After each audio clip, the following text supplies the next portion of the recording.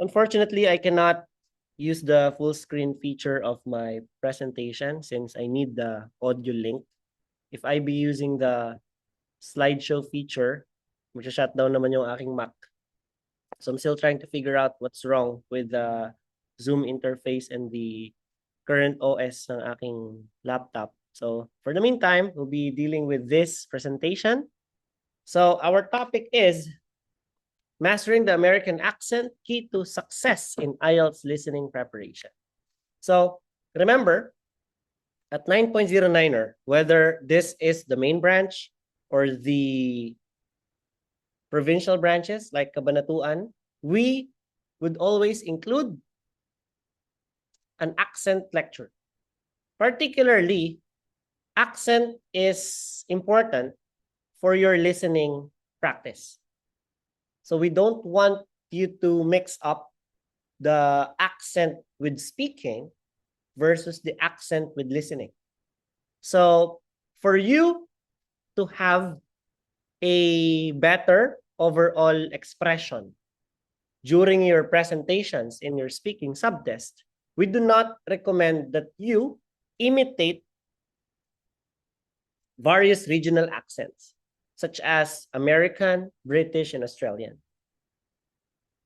We have tons of different accents all over the globe, not just those three regional accents, because we have Chinese accents, we have Jamaiglish, we have Filipino English. So what matters in the speaking test is for your accent to remain neutral. It should follow the IPA or the International Phonetic Alphabet. So for accent, we use this for listening training. So therefore, once this discussion is over, I'll be posting the replay link on my Facebook page, also on my Facebook page rather, my Facebook group, my Discord channel. At the same time, I will also be posting an activity for those people at home. Now, unfortunately, the examination is going to be pen and paper based. So I'll be posting the link for the computer-based test as well, so that you can practice for computer-based test takers. Now, as I've mentioned, I would like to highlight this lecture is going to help us improve our listening skills. Particularly, in listening subtests, we have two barriers. We have the accent and we have the speed. So when we talk about the speed, we cannot manipulate how fast the speakers could go. But we are actually very lucky because for the listening skills, for the listening speed rather of the exam, the speed is set at point where anyone, regardless of their educational background or expertise, can follow. So it was actually tweaked in such a way that this is voice guided. You just have to follow the sequence of the events happening in the recording. So basically, the listening test, as I would like to call it, is the easiest exam in the IELTS, particularly because of the speed, because of the time that they will give you for preparation. Listen, they give you time to prepare before the recording plays. It gives you time to anticipate what answers you're about to hear. It gives you time during the exam. It gives you time after the exam, which is about 30 seconds of checking whether you have accomplished the entire section of the page. So listening is a very friendly exam, and this is just one way to make it friendlier. Again, this is not an essential lecture. This is not an important lecture, but this helps, or rather, this has helped a lot of people in the past improve their listening score from just getting 7, sometimes barely getting 7, to even getting an 8.5 or even a 9. Because one barrier that many have not anticipated in the past is the fact that accent is going to be a factor. So why? Because if you don't recognize the accent, there will be a probability that you may misinterpret a particular word. So for example, The words that you will be hearing later, okay, will be a nice comparison to it. So, let us continue. So, mastering the American accent is essential for success in IELTS listening preparation. This presentation will explore the key elements that contribute to effective communication and comprehension, helping you achieve your desired score in the IELTS examination. So essentially, listening is something that we want to help you get a nice overall band score. As I've mentioned, historically speaking, for the past few years of research conducted by the British Council, the Filipino test takers have been performing greatly in the listening exam. So imagine, out of the more than 30,000 test takers in a year, the average score of Filipinos is band 7. That's the average. Band 7. And more than 70% of that test-taking population are not enrolled in a review center like this one. So even without help, sometimes they just jump into this unknown, unexplored water, and yet they left with a very high band score. That shows us how easy it is for people to get a decent score in listening. So imagine if you will be requiring yourself to get an overall band score of 6, for example, for you to get to Canada. CLB 7 is equivalent to an overall band score of 6 to 6.5. It varies because the OBS is something like this: 6.5 listening, 6.5 speaking, 6 writing, 6 reading. Those are the scores which will give you an OBS of 6. Now, if your employer, your school, or the one who requires you to take IELTS, they don't care about those individual scores. They only care about the overall band score. Like if I add them all together and I divide it by 4, the score will give me 6. That's okay for me. So imagine you get 7.5 in listening, 5.5 in writing, 5.5 in speaking, 6 in reading. Still, that is an OBS of 6. So writing and speaking are two of the examinations that we consider difficult. So the difficulty of the examination increases as you progress towards your entire written test. Listening is actually the easiest. So what if you want that overall band score and you don't have that much time, you don't have that much liberty on your hands to get here and come to the review center or go to the Zoom. So you have basically a very little, even to no preparation at all. And you have to get this overall band score of 6. Where would you depend? Kung sugal ito, saan ka pupusta sa 4 na to? Sa listening ka na pumusta. Sana maintindihan niyo yung ibig ko sabihin.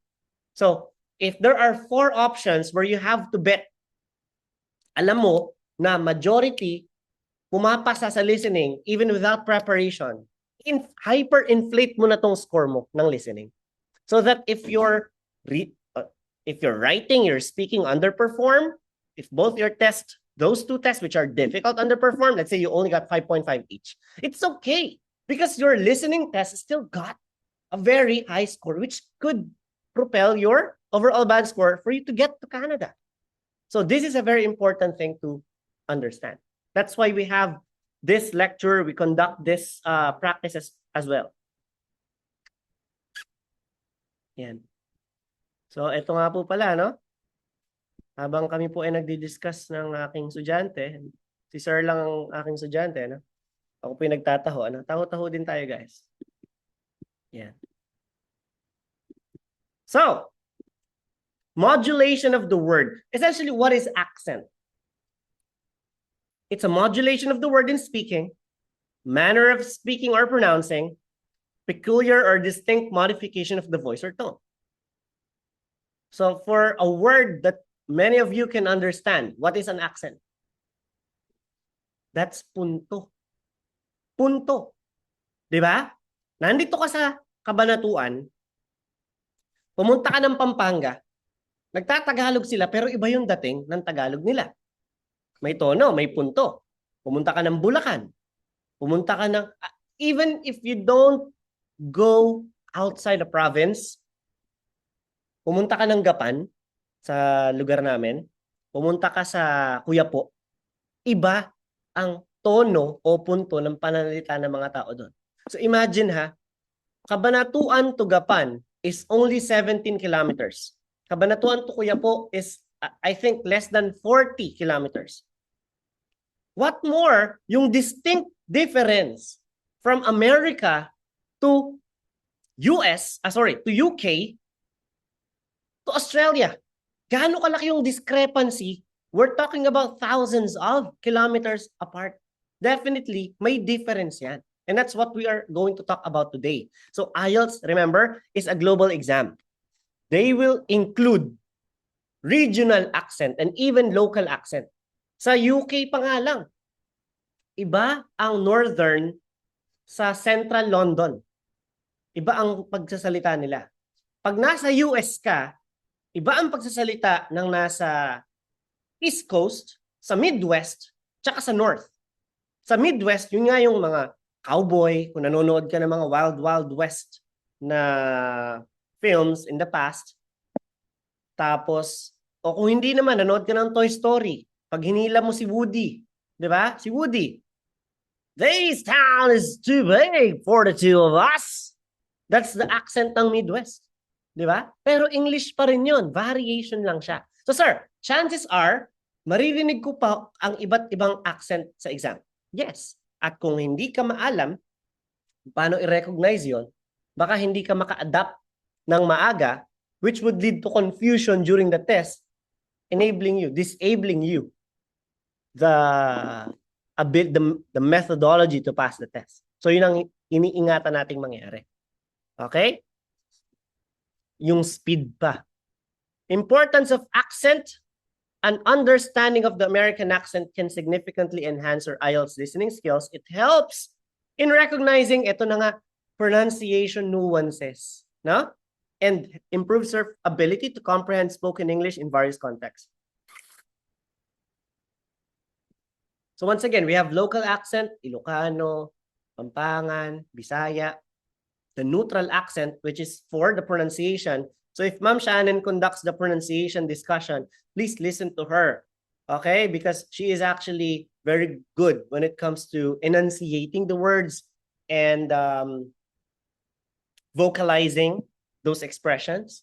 For the foreign accent, we will be having various apprehensions for the British American, which is today, and then Australian in the future, in the coming month. Okay, by February 3rd, 4th week, we will be discussing the Australian accent, which is, by the way, the most peculiar out of the three.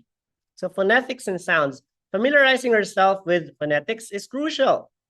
Focus on the unique vowel and consonant sounds in American English, as they can change the meaning of words and affect your listening comprehension. So the problem with the Filipino phonetics, okay, is that we only have the vowel and consonant sounds. Like, how does A sound like? In the Philippines, it's bata, taba, kalat, lata. Wala nang iba. So pag A lang. So kaya tayo, when we see the letter A, we immediately think na yun lang ang pronunciation. But the A sound, if you guys can imagine, no? Lalo yung mga panahon, sino dito mga inabutan pa yung text era, no? Yung U na may ganon. Diba? The long U sound. Ginagawa nating smiley before. Yan. Sino kaabot ng ganyang text era?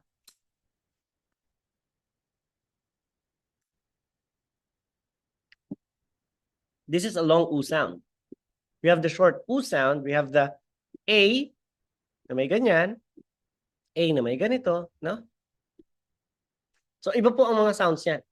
Ibig sabihin, kung A siya na letter, hindi lang A, like path, ang pronunciation. Pwede siyang A as in late. Di ba? So, tapos yung ganyan. For example, yung tawag natin kay Batman, Batman. Pero ang pronunciation is Batman. Di ba? So we don't know how to use those phonetic sounds properly. But the thing is, again, hindi mo kailangang practicein ang phonetic sounds. You only want to be universally inclined with it, generally knowledgeable with it in your speaking test. So general rule, if you know how to pronounce a word properly without a distinction, without departing from its original way, how it should be pronounced, then you're good. Diba? Hindi naman siya naka-base hardly dun eh. Pero sa sa listening, you just need to recognize them. So this is not supposed to be hardcore, huh? Next, common American pronunciation patterns. What does it mean to have an American accent? Well, remember, the United States is a very large country. Kung sa atin nga lang, you're not even in Manila. Wala ka pa sa Maynila, iba na ang punto. 'Di ba? Nasa Gapan ka pa lang, hindi na nagkakaintindihan hindi na ako naiintindihan ng mga kaibigan ko. 'Di ba? When I went to college, I told them, "Hey, ganito ganyan ganyan." Ano ba sinasabi mo? Hindi na kami magkaintindihan kasi Gapan accent is very close to Bulacan. Masyadong maraming no? We insert a lot of S in our pronunciations. So, the United States is a very large country. This is what I would like to highlight. So if in the Philippines, we haven't even gone to a province, we haven't even gone outside of a province, yet there is a distinction between the accent. What more in this huge country, no? Should an American sound like a Midwestern newscaster or maybe have a strong Southern twang? Or perhaps the American accent is located in the R-less cities of Boston and New York. Yes, they also have similar resemblances with the British accent, especially if you're from Boston. Why? So this is the explanation. When the United States became the colony of the British Empire back in the 1800s, nandito po yung port, dyan dumadaong yung mga ship. So nandito po sa right side yung Europe, kung saan nanggagaling yung goods from the British reign. Papadala sila ng mga baril, papadala sila ng mga damit, papadala sila ng mga theater actors and actresses. Pupunta sila ngayon dyan sa port. So syempre, yung mga natives doon, makukuha kung paano magsalita yung mga taga-UK, kung ano yung uso na damit, kung ano yung bagong brand ng sapatos, similar to our day. So kaya meron silang huge resemblances. Ngayon, mula dito, dun siya kumalat. Ngayon, sa pagkalat no, nagkaroon ng differentiation. Kasi syempre, in this area naman, maraming Indians. In this area naman, maraming Mexicans. Nagets niyo yung point? Dito naman, maraming mga native Eskimos from Canada. Dito yon. So technically, dahil sa paglawak no, naghalo. Kaya nagkaroon ngayon ng variation yung ating accent. Yun yung paliwanag dyan. Tapos meron ka pang Black American. Di ba? Meron ka pang mga Filipino Americans, Chinese Americans. So magkakahalo-halo talaga. No. The general American accent is it should not, they don't actually pronounce the letter T too much. So meaning they rather skip the T. For example, center. They say center instead of center. Counter instead of counter. Pointer instead of pointer. So in reality, for you to understand the general American accent, it is supposed to be fast and lazy. American speakers are the laziest speakers in the world. They are the ones who invented the shortcuts like don't, won't, can't, wanna, gonna, yeah, cuz. The slangs for shortcuts. They were the ones who invented that. So they tend to have this glide. So regardless of their racial background, whether the American is this person originated from the North, from the Midwest, from the South, from the East Coast, it doesn't matter. The general consensus is that they're all lazy speakers. They don't pronounce the letter T's that much. But again, there will be some differentiations because of the distance and how they develop the pronunciation. So first, let us listen to this person from Virginia. How did the person pronounce this particular paragraph? So this is a Virginia accent.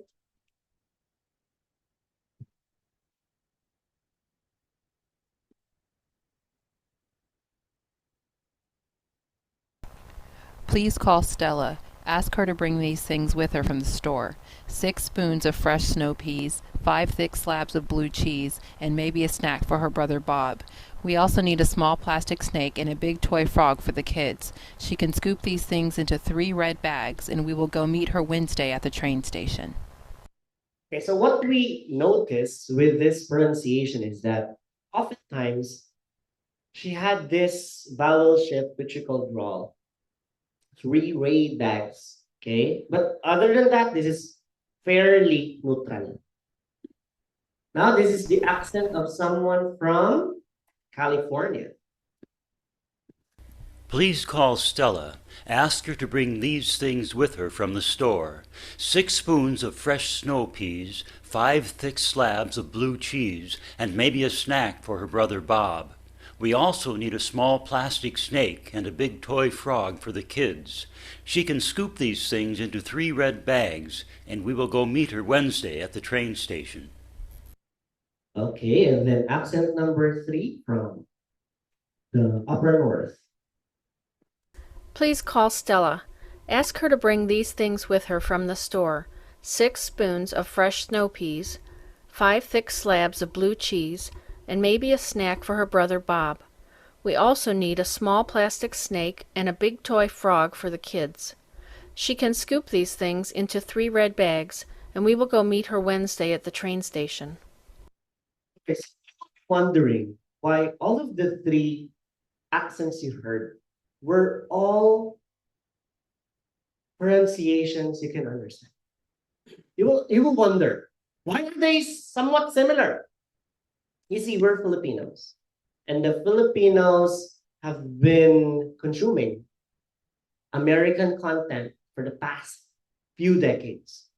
Imagine the songs you listen way back from the 60s, 70s, 80s, 90s. Most of them, if not all, were all American bands. Diba? Kung nag-new wave ka na banda, nag-rock ka, Guns N' Roses, tapos nag-post grunge rock ka ng Nirvana, no? Hanggang sa nag-emo face ka, lahat yun mga American bands. What else?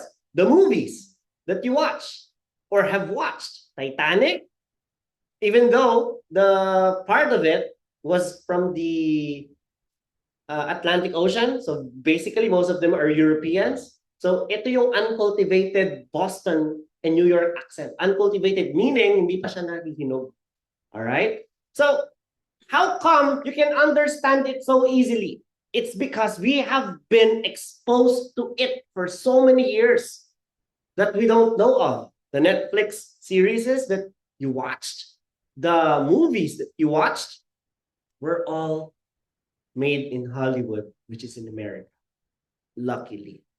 So, listening practice technique, you have to engage in active listening practice by using podcasts, movies, and audiobooks. Focus on intonation and stress patterns to improve your overall listening skills and adapt to the American accent. So you see, the most important practice, the non-disclosure agreement we should have between each and every one of us pertaining to accent training. You have the American, you have the British, you have the Australian. It's basically, this lecture is telling us, get used to it. Masanay ka na nakikinig sa accent na yon. Paano? Pakinggan mo. Ang alin? Podcast, movies, music. Ang pinaka-importanting papakinggan ay sample exam. Audio. So later, mamaya, magpo-post ako ng sample exam. Pakikinggan mo lang yon over and over again. Again, sa American accent, between American, British, Australian, sa American yung hindi mo dapat ulit-ulitin eh. Kasi nga, number one, sanay na tayo. Number two, whatever movies we watch, cartoons man yan, American accent yan. So essentially, we don't need that much practice for American accent. You need more tuning in to British and Australian. It's not for you to imitate. Again, I would like to clarify. It's not for you to imitate the accent, but for you to get used to it. O masanay ka na nakikinig mo. So shadowing method involves repeating what you hear in real time.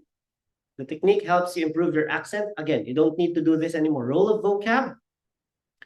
This is also going to be vital. Understanding context. Contextual understanding is the key. Sometimes kasi, may cultural references and situational context. We need to recognize them to better interpret the audio materials in the IELTS. This will aid in answering questions accurately.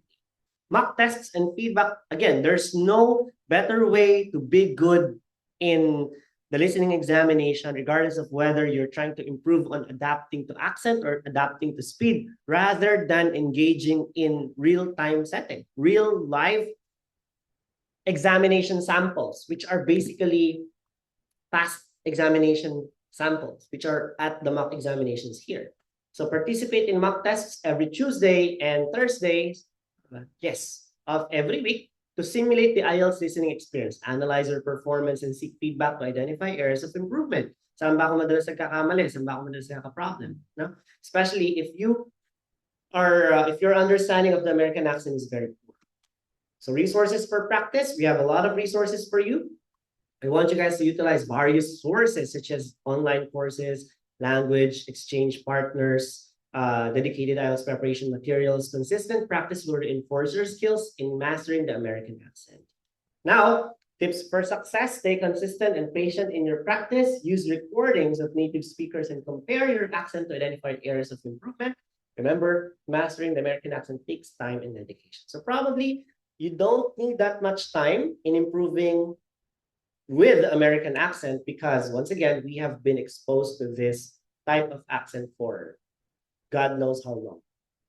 So you need more introduction and reference with the other two remaining accents, which are basically what we will be including in the future classes. So in conclusion, mastering the American accent is a key strategy for success in IELTS listening preparation. By focusing on pronunciation, listening techniques, and consistent practice, you can enhance your comprehension and achieve your desired results. So before we end this lecture for American accent, because we will be having another round of lecture, I'll be letting you practice a script. No? This is only 40 items. So 10 points, tatagalan po ng 5 minutes yung recording na to, pakiprepare po ang lapis at papel. Same to you, Zoom participants, Anthony, Danielle, Irish, and Jingjing. Please get your pencil and papers out. We will be doing a practice in American accent and see what scores you will be getting later.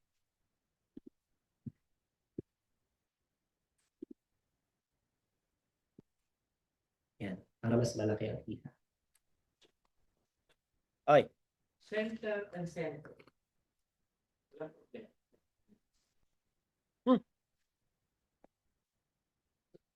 Excuse me. So we have a question here about the spelling of center. So I would like to express this spelling importance dahil diniscuss ko to nung listening skills enhancement, if I'm not mistaken, last week lang to. So just for clarification, regardless of what spelling you choose, it's fine. Just as long as there is no sample given. Meaning, for the entire section, 31 to 40, for example, may nakita ka dito yung center, C-E-N-T-R-E. Example lang, dito sa part na to, nakita mo, C-E-N-T-R-E. So what we're going to do? Sa next item, kung kailangan mong gamitin yung center, for example, pangalan siya ng isang lugar, British Shopping Center, tapos C-E-N-T-R-E siya. Now, what you would do is you want to copy the exact same thing because it has been given already. Yun yung pangalan niya eh. Ibig sabihin, kung Kevin pangalan ko, tapos yung spelling ng Kevin sa bansa ko, eh yung V, eh B. Payag ba ako? Hindi. Kasi hindi yun yung pangalan ko. Nagets mo yung point? So, you will be using the spelling that you see for the section. For that entire section lang, ha? Kasi sometimes, sa section 2, iba naman ang meaning ng center doon. Iba naman ang spelling ng center doon. So, doon ka lagi magbabase. Now, sir, walang binigay na example sa buong 1 to 40. Anong mas dapat? Si center na TER or si center na TRE? Center na TER. Kasi nga, Filipino tayo, mas exposed tayo sa American spelling. At ang British accent kasi, hindi natin kabisado lahat. What if, sinulat mo yung center, CNTRE? Nag-assume ang examiner na, uy, ikaw pala ay naka-British spelling. Bakit yung tire na gulong, sinulat mo TIRE at hindi TYRE? Hindi ko naman alam eh. O bakit nag-CNTRE ka? Hindi mo pala alam lahat ng spelling. Dapat universal. Kuha. Pwede na. Lapis papel.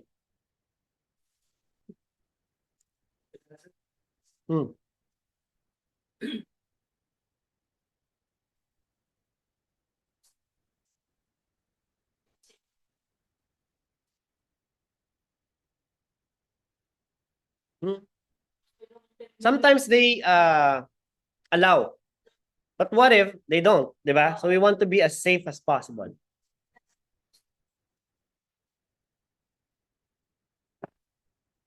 Okay.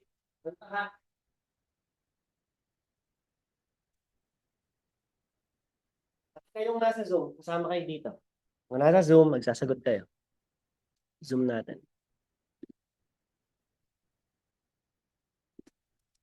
Wait. Many believe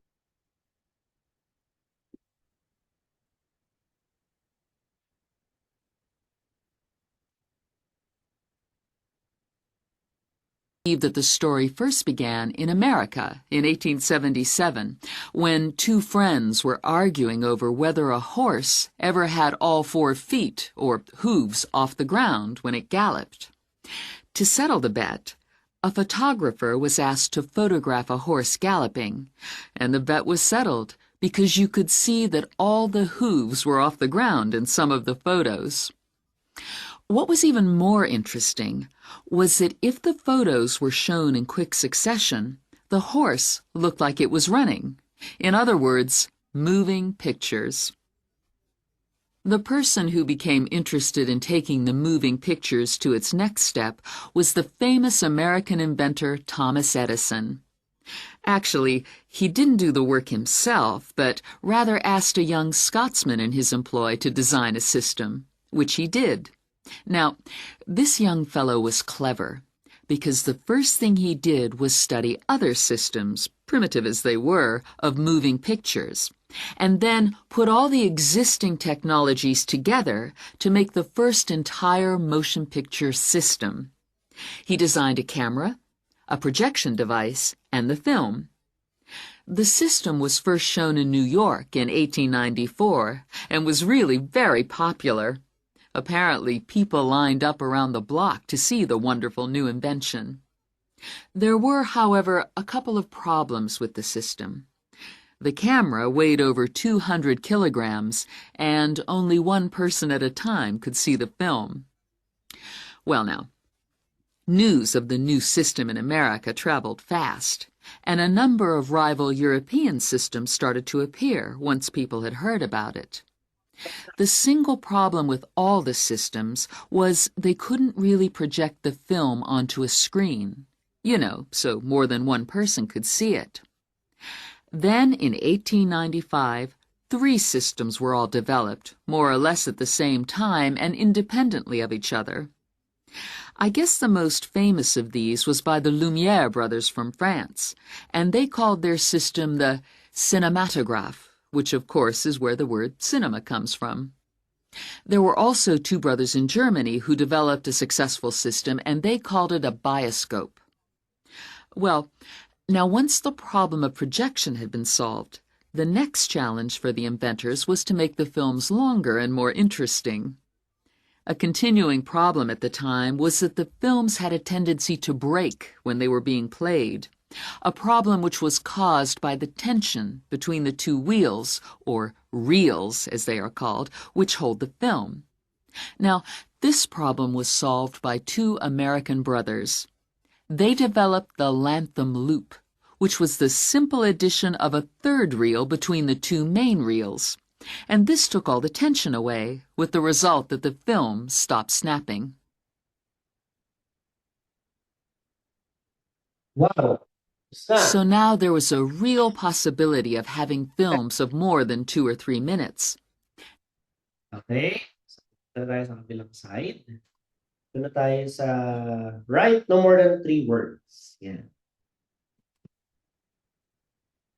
Ibig sabihin, yung sagot natin sa 38, dahil meron na siyang the, there's no need for you to write the anymore. Blank were used for the first time on film in 1926. So basically, meron ka ditong where, which is supposed to be plural. Subtitles were added to The Lights of New York because of what? Anong dahilan? 34 to 37, di daw nila makita yung buong question.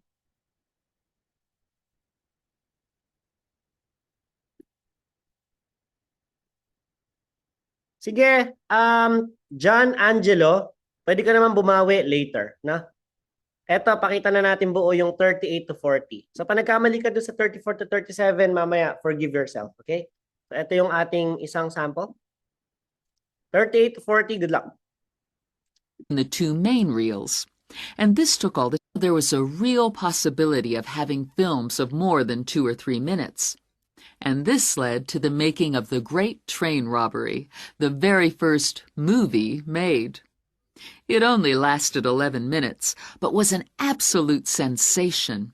And there were cases of people watching the movie and actually fainting when the character fired a gun at the camera.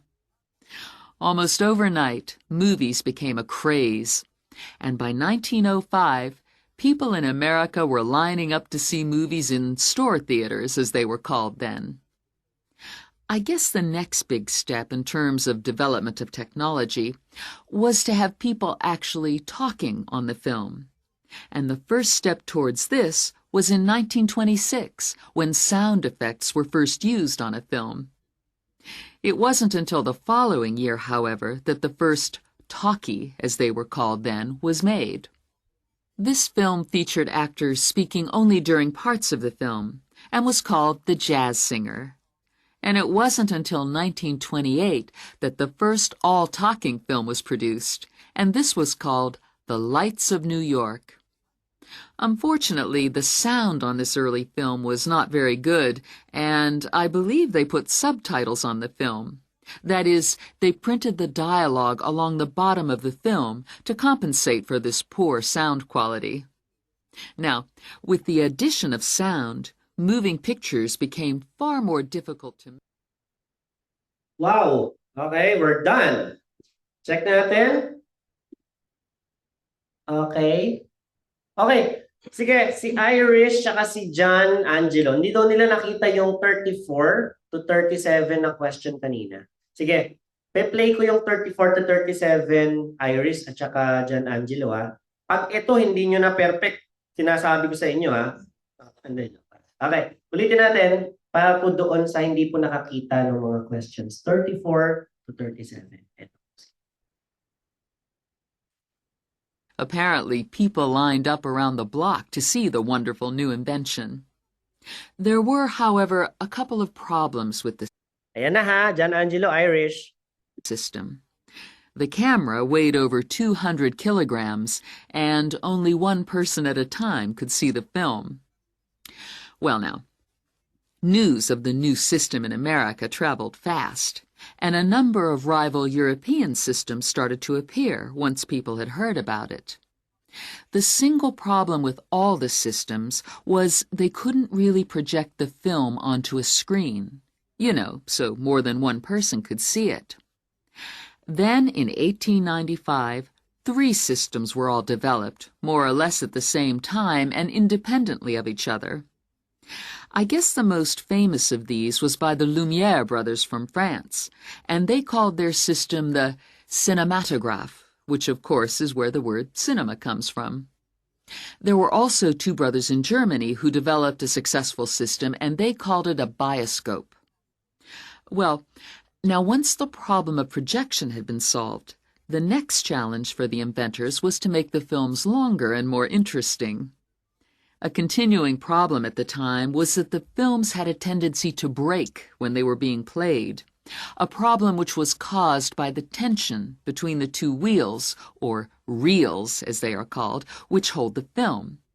Now, this problem was solved by two American brothers.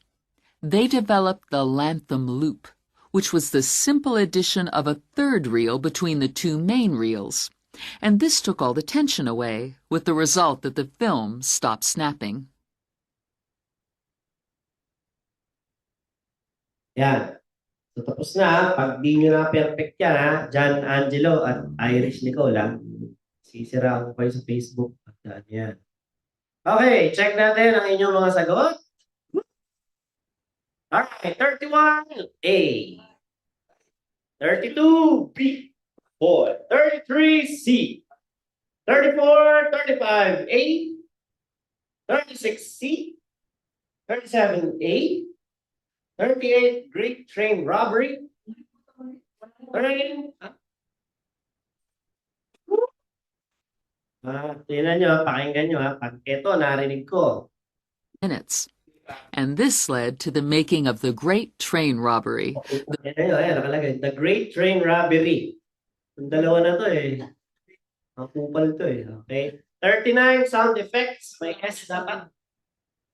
Di ba nga, where? Sinabi ko na plural dapat. Oh. 40, poor sound quality. Because of its poor sound quality. 40. Nakailan kayo? 5. Nakailan ka? 4. Okay. Para po kayo ay makapasa sa totoong buhay, kailangan po niyan ay 7. Para makakuha ka ng 30 out of 40. So, sabi ni Tino dyan, uy, 9, mayabang. Mayabang ka! Mapakayabang mo. Angry natin yan, no? Mayabang, maangas to. Si Tino. Uy, ma, good morning. Tapos na kami sa unang klase. Dumating ka pa. Akala mo din. Anong nakalagay nyo sa post? 3 nga yung Ay, Diyos ko. Mayabang to. John Angelo na yan, ha? Sabihin ko pa naman sana, bakit mo nagsishare ng score? Baka makita ka sa YouTube, eh. 9 naman pala. Pwede naman. Ka-flex-flex naman pala talaga. Alright. So, guys, tatapusin natin itong meeting dahil iba yung recording ng American accent sa recording ng GT letter. So, ang susunod po nating lecture ay GT letter. GT po ba tayong lahat? Guraduhin mo. Ay, naku. Pero na naman, bumingo na naman. Okay. Sige po, bye-bye po sa mga nasa Zoom. Mga GT po ang a-attend sa susunod nating klase. Have a nice day. God bless you.